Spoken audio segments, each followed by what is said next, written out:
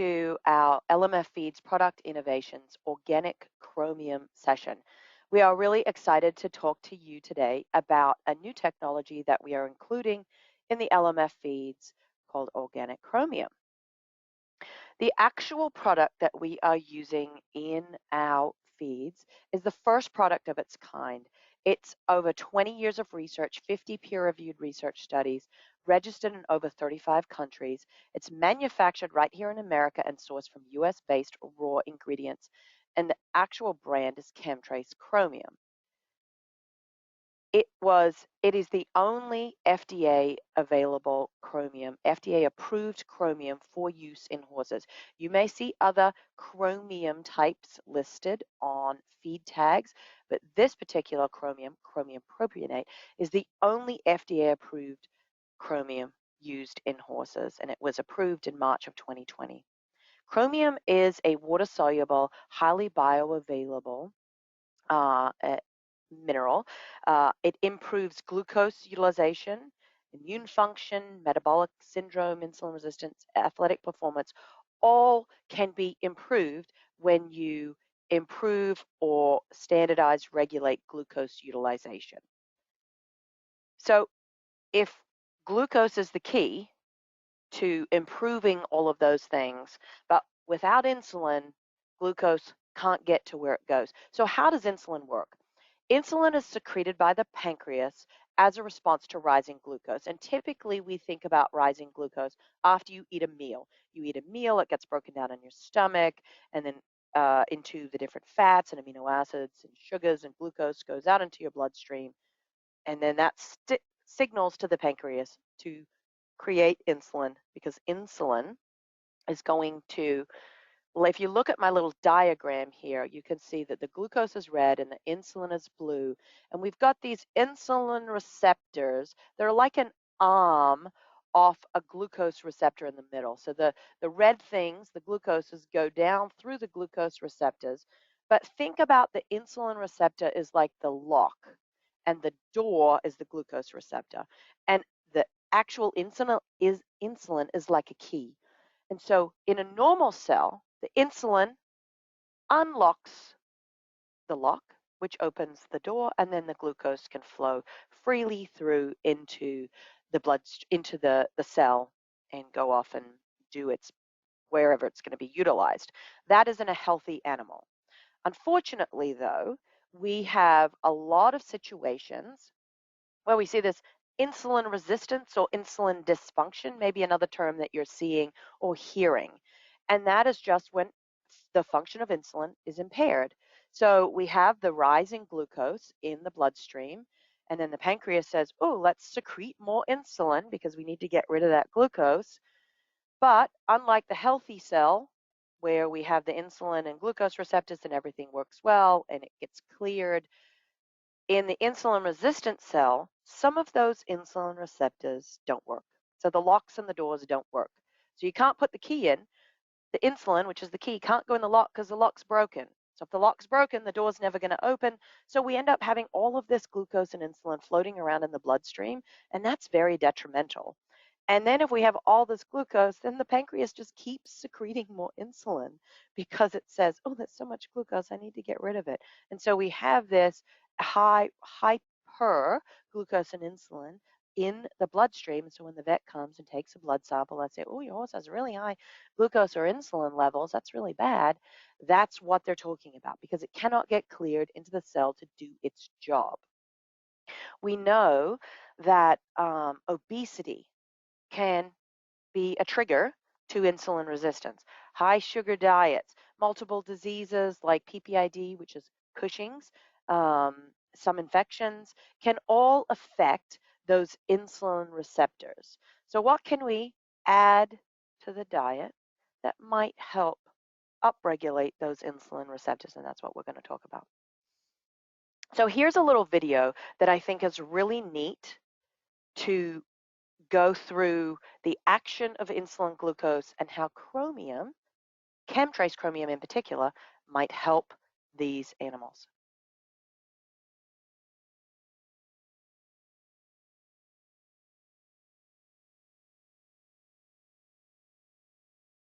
Animal nutritionists formulate diets to provide carbohydrates as an energy source for livestock. Using different digestive processes, cows and pigs convert these carbohydrates into glucose, which is ultimately released into the bloodstream. Once in the bloodstream, glucose can reach different organs in the body. When the blood reaches the animal's pancreas, beta cells inside the pancreas detect the rising glucose levels. To reduce the glucose level, beta cells release insulin into the bloodstream. As blood circulates through the animal, insulin and glucose exit the bloodstream into tissues to reach the animal's cells. Many of the animal cells have specific receptors on their surfaces that bind to the circulating insulin.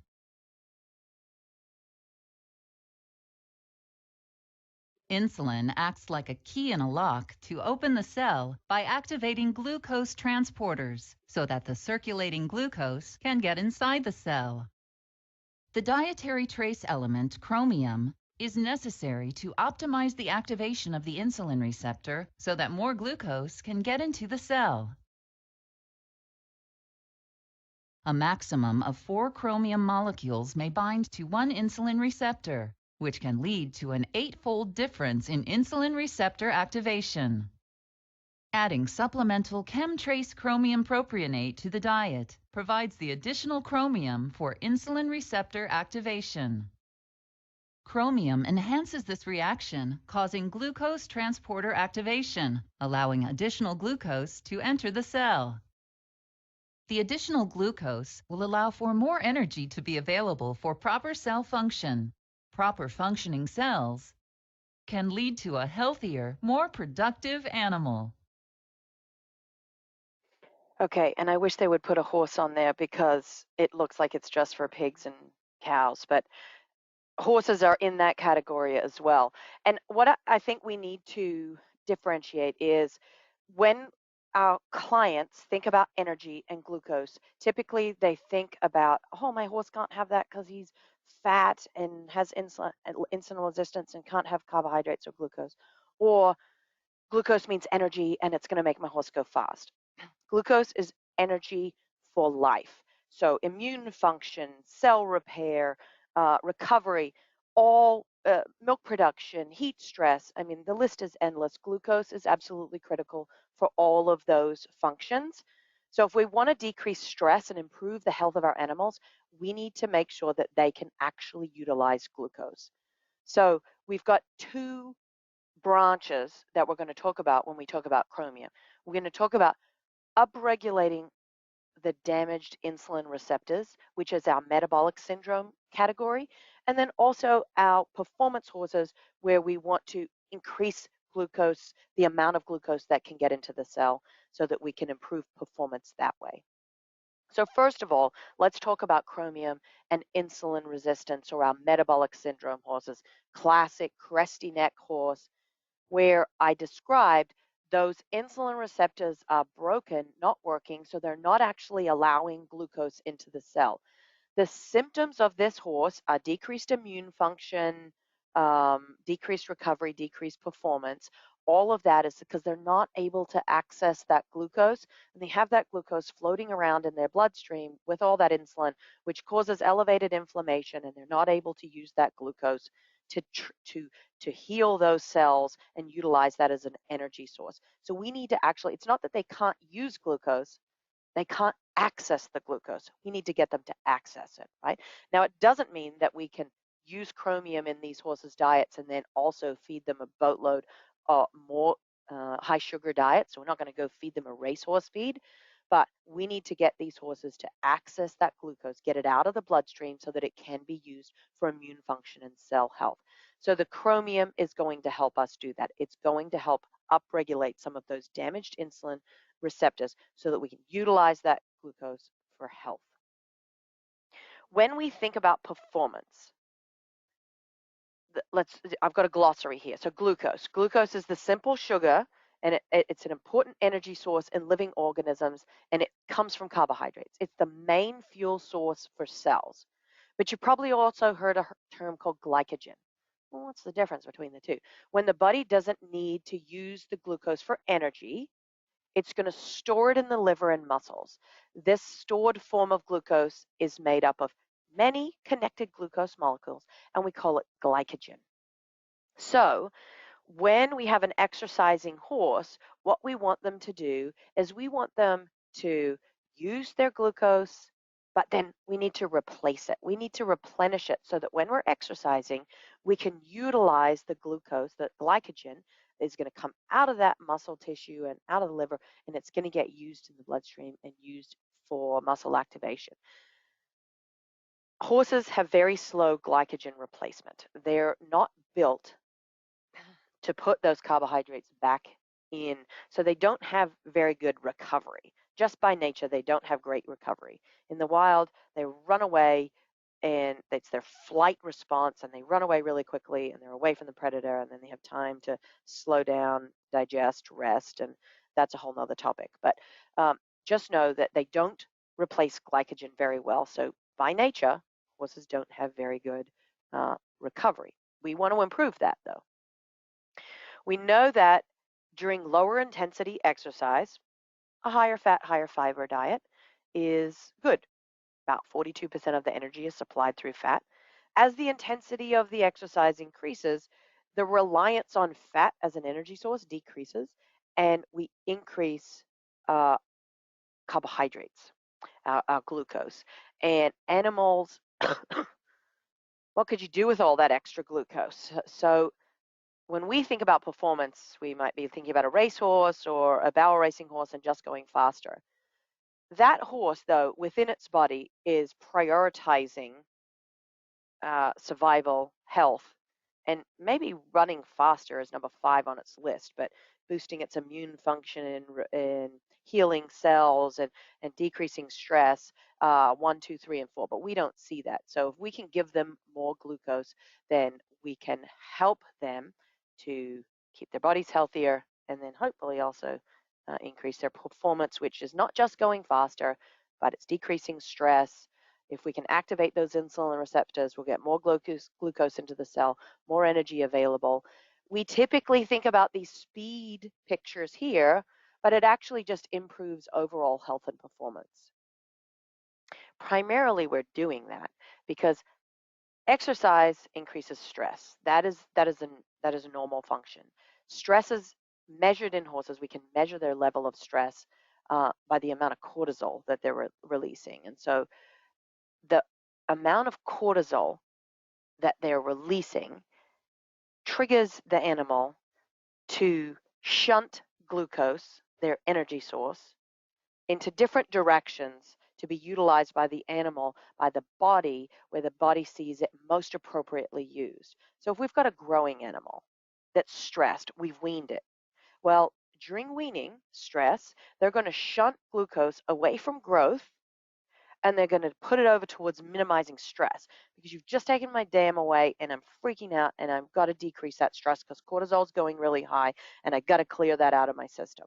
So I'm not going to put energy towards growing. That's why we sometimes see a little bit of a slump if we have a really stressful weaning period. That's just one window where it's very easy, a very easy visual to see. But anytime we're increasing stress in one area, be it transport stress, heat stress, growth stress. I mean, this stresses come from everywhere. It's going to increase cortisol, and they're going to take away glucose from wherever we probably want it to go and shunt it into the direction that the body sees most appropriate, not where we see it most appropriate. So we look at this stress wheel. This is a pretty neat wheel that Kemen has come up with, and changes in diet, changes in the environment, changes in performance, medications, milestones such as reproduction, lactation, weaning, situational, whether your horse hates when the vet or the farrier comes, or we're changing the schedule. Trailering is one of the biggest stresses we can put on horses. I think I saw something the other day about a certain amount of hours. A trailer ride was equivalent to 3 hours of cantering. It's very, very stressful on horses. Health, be it a disease, pathogens, metabolic stresses, insulin resistance, obesity, all increase inflammation and increase stress. Some of the symptoms we see in our horses: aggressive behavior, decreased growth, because remember, they're not using their energy for growth, impaired reproductive ability, because reproduction, again, is a luxury. And if we don't have enough energy just to survive and stay healthy, we are not going to put it to reproduction. So we know that overweight mares or stressed mares will not cycle properly. Decreased immune function, increased risk of gastric ulcers, colic, diarrhea, all come from stress, and that leads to a decrease in performance. Research has shown that using chromium, i.e., that means we're getting more glucose, more energy to the cell to help heal and fuel all of those stresses, can lead to a 25% reduction in plasma cortisol when we add chromium to the diet. So we're able to clear that cortisol and decrease those stresses by allowing the horse more access to the energy that it needs, which just happens to be glucose. Hope that makes sense. One of the other things that I think is very important at the moment, I think most of us are in an area of the country where it's very, very hot. Horses are at higher risk of heat stress if they're fat, not exercised, poorly conditioned, older, don't have a lot of shade, poorly ventilated stalls or trailered, really heavily muscled animals, or maybe they live in Oregon and they're coming down to California to compete in a show and they're not used to the hotter, drier temperatures, and that really affects them. Horses typically dissipate their heat through their skin. Sweating, breathing rapidly will help dissipate heat. It's not just about the heat, though. It's about the humidity in the air and the temperature. And if we combine those two numbers together, then we have this kind of impact on horses. And if it's less than, if those two numbers combined are less than 130, that's the most effective period for horses to cool themselves. If we get up into 131 to 150, then we're starting to decrease the horse's ability to decrease its own thermal load, and that's when we start to see heat stress. Now, so much research has been done in other livestock animals where we can really measure the heat stress in animals and the outcome, so we know that these numbers are accurate. This study looked at the effect of adding chromium to the diet on rectal temperature and respiration rate, because we know those are two areas that an animal will try and dissipate their heat, is respiration rate, breathing heavily. And it was shown that chromium can reduce body temperature and respiration rate during heat stress. You can see.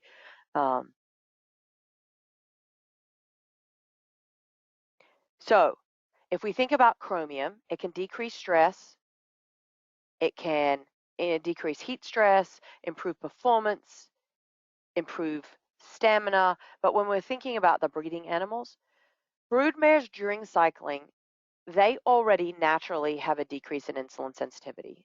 That's just a normal function. So if you couple that with, a lot of our broodmares tend to be a little overweight, so now we have the perfect storm. Overweight broodmares that already, as part of their cycle, decrease their insulin sensitivity, and they're fat, that's decreasing their insulin sensitivity. That is going to decrease their ability to get pregnant, to actually cycle and conceive and get pregnant. So adding chromium to the diet, again, it's not a be-all and end-all. It's not going to fix the fact that your horse is fat, but in combination with other management practices can help improve glucose clearance, improve reproductive efficiency in those mares, also improve milk yield, because milk yield is driven by the ability to utilize energy. So if we can utilize more glucose, we can get more milk, and we can also improve immune function. And our performance animals, the Showtime, Race, Gold, Gentle Balance, Performance, again, we've got decreased sensitivity to stress. And we saw from the stress wheel that stress comes from anywhere: traveling, new stalls, new water, different stabling conditions, even a different event that you're going to, loud music, whatever it is. There's so many stresses that we put on animals. So we can decrease the animal's sensitivity to that, because we can get more glucose to the body to dissipate that cortisol, increase recovery, and increase heat tolerance, which is really, really important right now. Senior horses also have naturally decreased insulin sensitivity. Again, it's like the broodmare during cycling. It's not unnatural for a senior horse to have decreased insulin sensitivity, but if you couple that with, oh, my senior horse is also fat, then we again have that perfect storm. So if we can help regulate that glucose and insulin and clear the glucose out of the blood so it's not causing inflammation and causing problems, then that's great, and that should be always included in a senior horse feed. We also know that senior horses decreased immune function. That's normal because their insulin sensitivity, because their ability to use glucose is just decreased. So this is another technology that is now standard technology in all LMF feeds. It's not, we haven't chosen to put it just in the performance feeds or just in the breeding feeds. This is now standard technology in all of the feeds. It's safe, it doesn't test, it is a great addition. If you want to see other LMF product innovations, contact us at info@lmffeeds or look at the website www.lmffeeds.com.